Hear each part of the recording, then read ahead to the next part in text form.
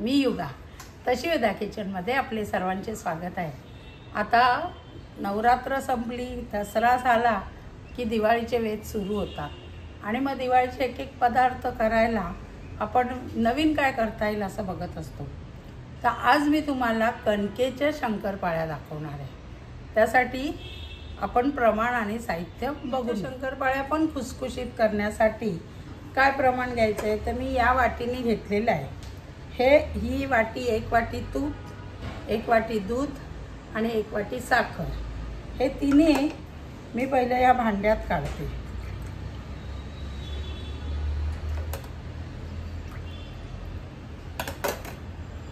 यातच हे 1 वाटी दूध मी त्या वाटीने सगळं प्रमाण घेतलेलं आहे आणि साखर पटकन विरघळावी म्हणून मी पिठी साखर केली, म्हणजे ती दळली 1 वाटीची। मिक्स करायचे छान आणि याला मी साधारण अर्धा किलो गव्हाचं पीठ घेतलेलं आहे, पण आपल्याला याच्यात जेवढं बसेल असं पीठ टाकत मळायचं आहे। आता गव्हाच्या जरी असल्याने कुठलाही गोड पदार्थ असला तरी त्यात चवीप्रमाणे थोडं मीठ टाकायचं, तसं मी ह्यात मीठही टाकले। आता हे छान मिसळून घेते आणि ह्यात साखर विरघळली की आपल्याला थोडं थोडं पीठ घालत हे मळायचे।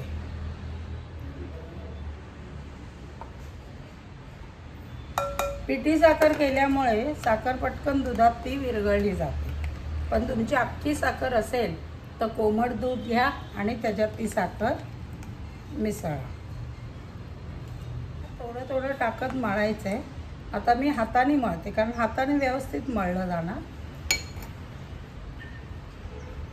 आणि आपल्याला घट्ट गोळा करायचा आहे। आता पीठ अर्धा किलो मी घेतलं आहे, तरी तुमचं प्रत्येकाचं तुपाचं, साखरेचं, गव्हाचं प्रमाण पुढे मागे झालं तर पीठ तुम्हाला कमी जास्त लागू शकतो। अजून यात लागणार आहे खूपच घट्ट मळायची आहे। माझं अर्धा किलोचं एवढं पीठ राहिलेलं आहे। एक पीठ साधारण ह्या वाटीला अर्धा किलो जातं, पण तुम्ही तेवढंच काढून चाळून ठेवा, पण सगळंच घालायचं नाही। आणि जर सगळं पीठ घातलं आणि मळताना जर कमी पडलं तर थोडंसं दूध घेऊन ते घट्ट मळायचं, इतपत घट्ट झालं पाहिजे। आता काय करूया, हे 5 मिनटं मी बाजूला ठेवते आणि त्याची लाटायची आणि तळायची तयारी करून घेऊया आपण। हे जरा बाजूला ठेवते, 10 मिनटात लगेच करायला घ्यायचं, कारण ह्यात तूप असतं, ते एकदा आळलं तर मग आपल्या हे लाटायला होत नाही। छान छोटे छोटे गोळे करून मळायचे आणि जी अशी जाड पोळी लाटायची आणि हे हे कडेने असं तुटल्यासारखं होतं आहे, तर हे तूप असलेल्यामुळे तसं होतं आहे आणि हे खुसखुशीतपणाचं लक्षण आहे। आता ही जाड आपल्याला करून घ्यायची। तुम्हाला जर अशी उचलता नाही आली तर पोलपाट हलवून लाटू शकता तुम्ही असं, आणि अर्धा इंच जाडीची अशी पोळी ठेवायची।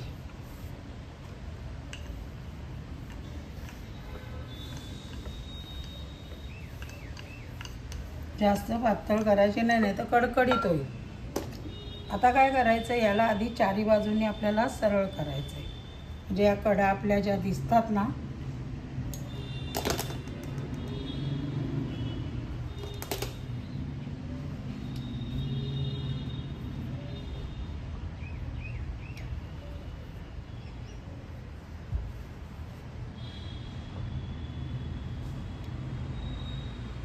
आपल्याला हव्या त्या आकाराच्या, हव्या त्या साईजमध्ये तुम्ही कट करू शकता।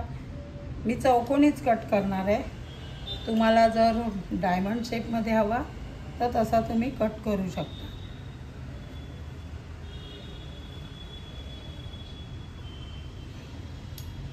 आता या एकदम पण करून नका ठेवू, थोड्या झाल्या की गॅस मंद करून तेल तापत ठेवा आणि हळूहळू थोड्या थोड्या करत तळून घ्या। जर जास्त प्रमाणात करायचं आहे तर कोणाला तरी सोबत घेऊन तुम्ही करू शकता। हे बघा, तुम्हाला दाखवते मी किती जाडीची केलेली आहे। या पद्धतीने मी आधी 2-4 करून घेते आणि मग कसे तळायचे ते तुम्हाला तापत ठेवली। ह्या सगळ्या अशा मी लाटून घेतल्या आणि आता पहिल्यांदा एक टाकून बघायची, तेल तापलं आहे, असे बुडबुड येत आहेत, म्हणजे आपल्याला तेल हवं आहे. खूप कडकडीत नाही तापायचं, नाही तर जळून जातील.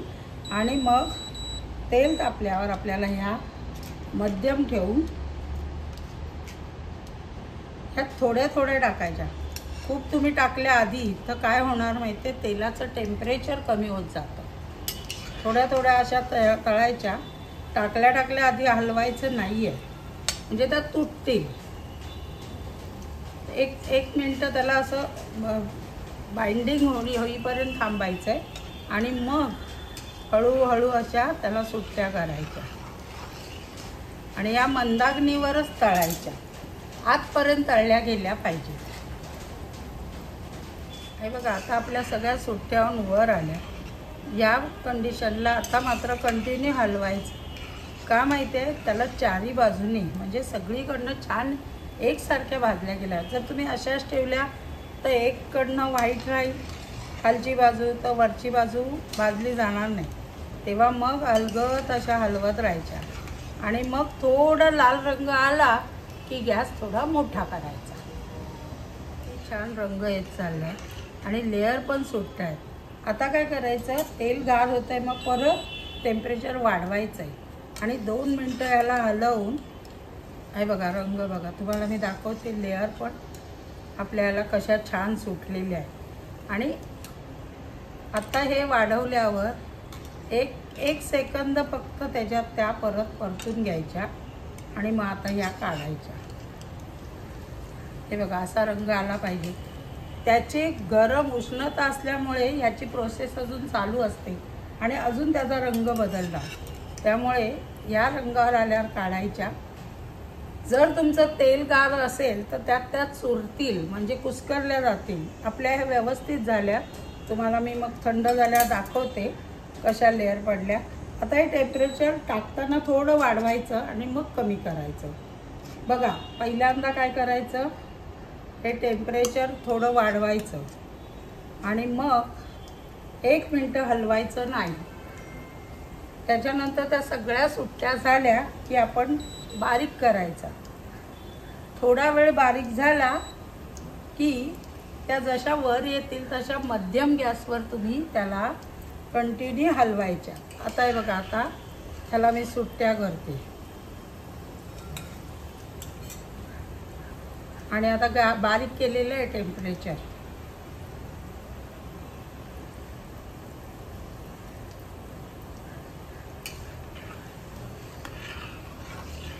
बारीक असताना आपोआप सुट्ट्या होऊन त्या सगळ्या वर तरंगायला लागतात.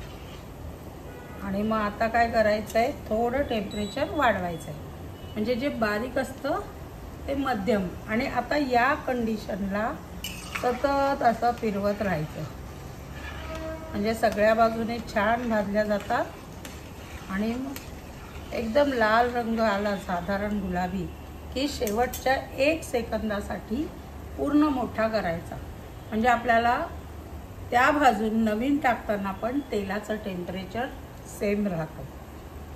करून घेते मी आणि दाखवते. बघा, मी दुसराही घाणा तळलाय आणि तुम्ही पाहू शकता, रंग तर सुरेख आहे, पण असे लेअर पण पडले. नंतर मी तुम्हाला जवळून दाखवते. आता या पद्धतीत मी सगळ्या करून घेते. आपल्या गव्हाच्या शंकरपाळ्या असू नये, कणकीच्या किती खुसखुशीत झाल्यात तुम्हाला दाखवते. बघा, लेअर पडल्या, छान मंद गॅसवर व्यवस्थित भाजल्या, आतपर्यंत भाजल्या गेल्या. आणि हे बघा, चुरल्यावर किती ती खुसखुशीत झालेली आहे. तर या पद्धतीने तुम्ही आधी थोड्या करून बघा. अर्ध्या वाटीच्या प्रमाणातही साधारण पाऊण किलो तरी आपल्या झाल्यात. मी मोजल्या नाही आहे, पण मोजल्यावर ॲक्युरेट सांगू शकेल. ह्या इतक्या खुसखुशीत की कोणालाच कळणार नाही या गव्हाच्या आहेत की मैद्याच्या आहेत. आणि आजकाल लोक हेल्दी राहण्याकडे जपतात, मैदा कमी प्रमाणात खायला बघतात. त्यामुळे जरूर या पद्धतीने तुम्ही ह्या दिवाळीला करून बघा. कशा वाटल्या ते मला सांगा आणि कमेंट्सद्वारे मला लिहून पाठवा. अजून ज्यांनी मला सबस्क्राईब केलं नसेल त्यांनी जरूर करा. लाईक करा, शेअर करा, सबस्क्राईब करा. धन्यवाद.